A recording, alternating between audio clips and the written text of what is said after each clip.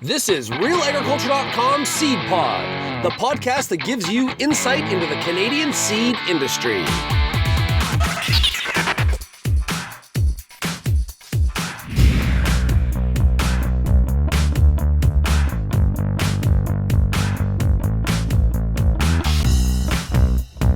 Shaun Haney here with RealAgriculture.com for the Seedpod, brought to you by BioVision Seed Labs. Thank you to them. Seed Quality Diagnostics at BioVision Seed Labs. We have an eye for accuracy and are dedicated to timeliness. We partner with clients to support their seed quality testing through responsive customer service, reliable results, and leading-edge services. You need the best analysis team working for your fast-paced seed company. Germination, purity, vigor, and disease testing is BioVision's expertise. So let's grow together. Right now I'm joined for the Seed Pod. I'm joined by Patty Townsend, CEO of the Canadian Seed Trade Association. Patty, how are we doing? I'm good, Shaun. How are you? I am very good. We are at Grow Canada. Are you enjoying yourself? I'm enjoying myself. CSTA, I'm going to put in a plug for this. CSTA every year sponsors high school students to participate at Grow Canada, and we have 3 brilliant young students at this particular conference who are really making their mark on the conference and on some of the old guys like us that attend these things. Well, like me, not like you. Well, what's really cool is that they stand up at the end of each of the keynotes and the panels, and they give a summary, which has been I thought the poor student this morning that had to follow Brian Mulroney. Try filling those. And she was awesome. She was, yeah. She was awesome, even though she did say that he was prime minister before she was born. But I thought that she was awesome. He took that well in stride. He did. So, a lot of issues right now in the seed trade, seed industry.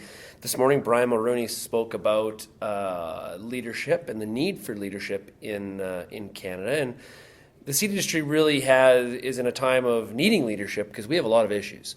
Let's start with getting an update from you in terms of where Bill C-18 is at, and of course that involves the seed industry because of the updating UPOV. So where are we at with that? Well, actually, it involves the seed industry in a couple of places, Shaun, and there are a couple of things that we've been asking for a very long time, some longer than others. The first and most prominent is the amendments to plant breeders' rights to bring it into compliance with the UPOV Convention of 1991. And the legislation actually does that very, very well while still maintaining that farmers' exception to the right to allow farmers to produce, reproduce, condition, and store seed for use on their own farms. That is probably for us the most important part of that legislation, but there are 2 other really important things. One of them they're both amendments to the Seeds Act, and one of the amendments actually allows for the use of foreign data in making approval processes around new products and new varieties coming into Canada. So that actually increases efficiency, reduces the time that we can deliver new varieties to farmers. And the other one is something called incorporation by reference that not a lot of people talk about. But what it actually is we will be able to move some things that currently have to be done in regulation. So go through all of the regulatory process, cabinet decisions, Treasury Board decisions, posting in the gazettes, consultation periods, and they'll move them out of legislation and just refer to them in regulation. And one of the ones we'd really like to use this for is variety registration, where you can put the list of varieties subject to registration and where in the system they are placed out of regulation. You still need to do the consultations and develop the rationale and the reasons for making the moves, but you no longer would need to go through that whole detailed regulatory process. It could be a decision of the minister or the president of the CFIA. So both of those things are really important for us too. And speeding up variety registration is not at all something that that's hard to look at being a bad thing. We don't think it's a bad thing at all. I think that some of the concern has always been around how much data is enough data to make a decision on whether or not a variety is better than the previous varieties. But I think that if you can use some of the data that's been generated by other countries, then you're bringing in that data, so maybe you don't need as much time to make those decisions.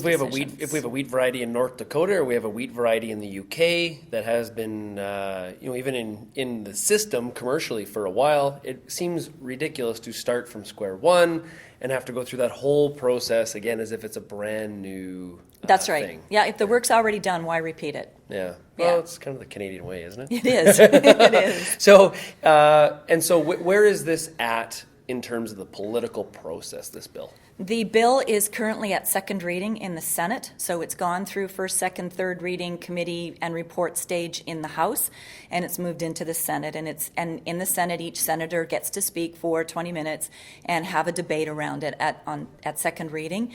Once it gets through second reading, it will go into the Senate Committee on Agriculture and Forestry. They'll get to have their kick, hold their witnesses, then into report stage, third reading, and then finally royal assent. We've been told that it will probably be in the Senate Agriculture and Forestry Committee by sometime next week. I don't know how many hearings they're going to hold, but they will call witnesses, and CSTA and Partners in Innovation, a group that we're very involved with, have both requested to be heard. Then it will go to report stage. We're now being told that we expect royal assent now sometime in early February when Parliament comes back after their Christmas break. Then Cabinet gets to set the date that it comes into force. And the minister told us last night that he fully expects it will come into force by the end of March. I was at, when Minister Ritz announced Bill C-18, I was at the Canterra office in Winnipeg when he did announce it. And at the time, the media's reaction was kind of, this is a bill that will really not have a lot of controversy attached to it. And somehow, some groups have made it into somewhat of a controversial issue, even though the facts are it shouldn't be. Saving seed, of course, and the ability or the right to do so has been the controversial topic. Why, even though, explain UPOV and how it works and what we're actually trying to do here. What we're trying to do is bring Canada onto a level playing field with all of our competitors. Not just because we want to be able to create varieties and export them and that, but also to create an environment in Canada where some of the really good varieties that have been developed overseas can actually come here to Canada. What we're really trying to do is create an environment where farmers will have earlier access to better genetics and better varieties. And we have not had that ability for 22 years because while the rest of the world moved on to UPOV 1991, and it sounds really silly that we're talking about an updated piece of legislation when it's 1991, but that's what it is. Yeah. And we're still at UPOV 1978, which means that other breeders around the world will not bring their varieties to Canada because they cannot get them protected in the same way. And we're having major companies that could have invested in plant breeding, especially in cereals in Canada, investing in Canada, are not. They're moving out to other places where they can more effectively protect their investments. Yeah. And they need to be able to protect them, Shaun, because if they don't, then that just means they'll never recover what it actually costs to develop a variety. And if you're a private sector company, you don't stay in business very long if you're operating at a loss. Yeah. Well, yeah, exactly. It is a business. A plant breeder is not a... It is a business too, right? So it is. And one of the reasons that there's controversy, and really there isn't, I mean, it's a small vocal minority that finds that it's easy to motivate, they find that it's easy to motivate based on fear. So they create fear, and they create fear based on things that are not true.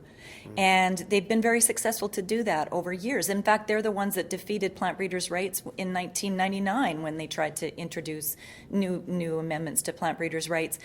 The thing is now that the farmers who know that they have something to gain with this have stepped up and have made it very clear to government that this is what they need and what they want. And I think that's the difference between now and then.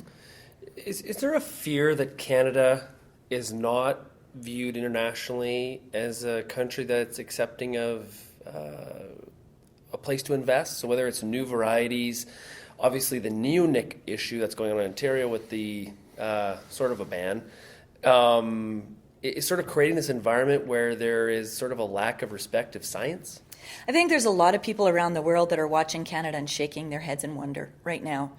And we have a perfect environment to be the leader in the world in terms of developing new varieties and bringing in innovation. We're an early adopter of innovation in Canada for the most part. but there is this whole sort of culture right now of fear. And our president said it really, really well when he said, for so long we've had unlimited access to really good food at a fairly low price, and we've become very complacent, and it's complacency that is more open to fear. And so there are people that are using that either to finance their own campaigns or their own organizations, or maybe they legitimately are afraid, but they're making everybody else afraid, and it's putting a lot of pressure on our industry that was so optimistic about what we could deliver for so long, and now we just feel sometimes that every time we turn around there's somebody out there trying to poke us. Well, and we talk a lot about how everything starts in agriculture with the seed, right? But that really currently is under attack or has critics. It's really in an area of turmoil right now. And it's difficult to understand where we go from here.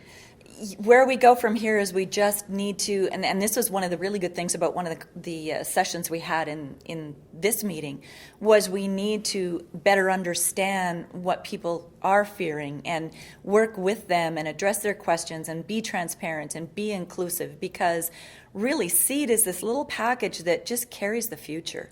And it carries so much potential, and not just for us as a seed business, but for farmers and for the consumers that they serve.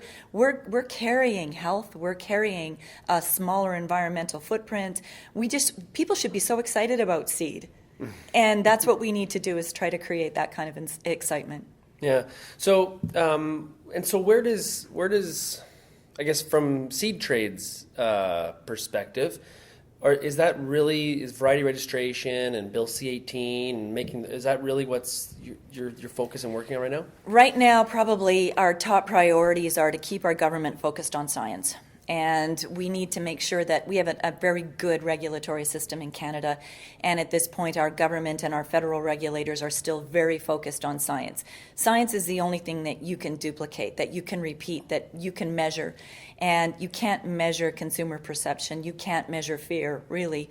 And you can't measure imagination. So we're working very, very hard and have been very successful, and we're very happy with the fact that our federal government continues to focus on measurable science.